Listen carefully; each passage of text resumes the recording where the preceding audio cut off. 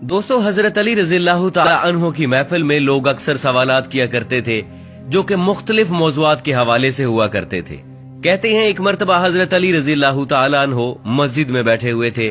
آپ رضی اللہ تعالی عنہ کی محفل میں بہت سے لوگ بیٹھے ہوئے تھے، جن میں حضرت سلمان فارسی رضی اللہ تعالی عنہ نے حضرت علی سے سوال کیا کہ کیا فوت ہونے کے بعد بھی ماں باپ کی روح اپنے گھر لوٹتی ہے؟ تو حضرت علی رضی اللہ تعالی عنہ نے فرمایا، اے سلمان، جب والدین فوت ہو جاتے ہیں تو ان کی روحیں اپنے گھر اپنے بچوں کے پاس آتی ہیں، وہ اپنی اولاد سے فریاد کرتی ہیں، آہو بکا کرتی ہیں، اور وہ اپنی اولاد سے یہ سوال کرتی ہیں کہ صدقات اور نیک اعمال کے ذریعے ان پر مہربانی کریں۔ وہ ان سے اپنے لیے دعاؤں کے لیے سوال کرتی ہیں۔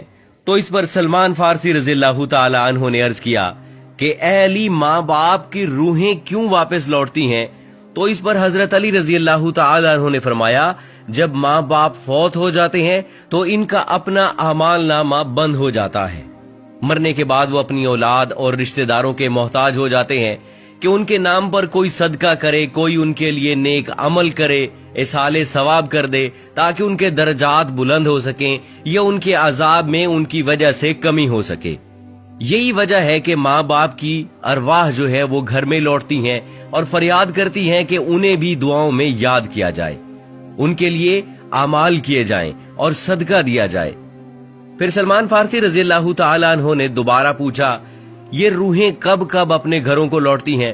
تو حضرت علی رضی اللہ تعالی عنہ نے فرمایا کہ یہ روحیں ہفتے میں ایک دن اپنے گھروں کو لوٹتی ہیں، اور وہ دن جمعرات کا دن ہے، یعنی جمعے کی رات کو یہ روحیں اپنے گھروں میں آتی ہیں اور چیخ چیخ کر اپنوں کو پکارتی ہیں، لیکن جو لوگ زندہ ہیں وہ ان کی آواز نہیں سن سکتے، وہ اپنے دنیاوی کاموں میں مگن رہتے ہیں، لہٰذا یہ روحیں اسی طرح سے مایوس ہو کر لوٹ جاتی ہیں، سوائے ان کے جن کی اولاد نیکوکار ہو اور اپنے والدین کے لیے جو ہے وہ اعمال ہدیہ کرے اور ان کے لیے دعا کرے۔ پھر حضرت علی رضی اللہ تعالیٰ عنہ نے فرمایا، اے سلمان، یاد رکھنا، اپنے مرحومین کے لیے دعا کرتے رہنا۔ جب کوئی اپنے مرحوم والدین کے لیے دعا کرتا ہے تو ان کی روحیں اللہ سے فریاد کرتی ہیں، یا اللہ، جس طرح ہماری اولاد نے ہمارے اوپر احسان کیا، ہمیں بھی اپنی دعاؤں میں یاد کیا، تو ان پر رحم فرما، ان کی دنیاوی پریشانیوں کو ختم کر دے اور ان کے لیے آسانیاں پیدا کر دے۔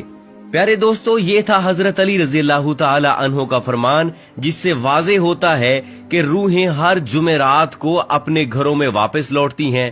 یہاں پر آپ کو ایک دو روایات ایسی سناتے ہیں جن سے روحوں کی آزادانہ نقل و حرکت کے بارے میں واضح ہوتا ہے۔ حضرت سعد بن مسعب سے مروی ہے کہ حضرت سلمان فارسی اور عبداللہ بن سلام ایک دوسرے سے گلے ملے تو کہا کہ اگر تم مجھ سے پہلے انتقال کرو تو مجھے خبر دینا وہاں کیا پیش آیا۔ پوچھا گیا کہ زندہ مردے سے بھی آپس میں مل سکتا ہے؟ فرمایا، ہاں، مسلمانوں کی روحیں تو جنت میں ہوتی ہیں، انہیں اختیار ہوتا ہے جہاں چاہے جائیں۔ حضرت عبداللہ بن عمر کا فرمان ہے کہ دنیا مومن کا قید خانہ ہے اور کافر کی جنت ہے۔ جب مسلمان مرتا ہے تو اس کی راہ کھول دی جاتی ہے جہاں چاہے جائے۔ تو دوستو، روح وہ امر ربی ہے جس کے حکم اور پروگرام کے ماتحت ہمارا وجود شروع ہوتا ہے۔ قرآنی تعلیمات کی روشنی میں کہا جا سکتا ہے کہ روح کا مادہ نور ہے اور یہ نور توانائی کی ایک قسم ہے۔ جس طرح ملائکہ نور سے پیدا ہوئے، اسی طرح سائنسی تحقیق کے مطابق روح انسان کا وہ حصہ ہے جس کا موت بھی کچھ نہیں بگاڑ سکتی۔ روح اللہ تعالیٰ کے فیصلے کا نام ہے، اس سے زیادہ جانا نہیں جا سکتا۔ انسان کے پاس جو کچھ علم ہے وہ بہت ہی کم ہے، بلکہ دیا ہی نہیں گیا، جبکہ روح کو سمجھنے کے لیے زیادہ علم چاہیے جو مخلوق کی شان کے لائق نہیں ہے۔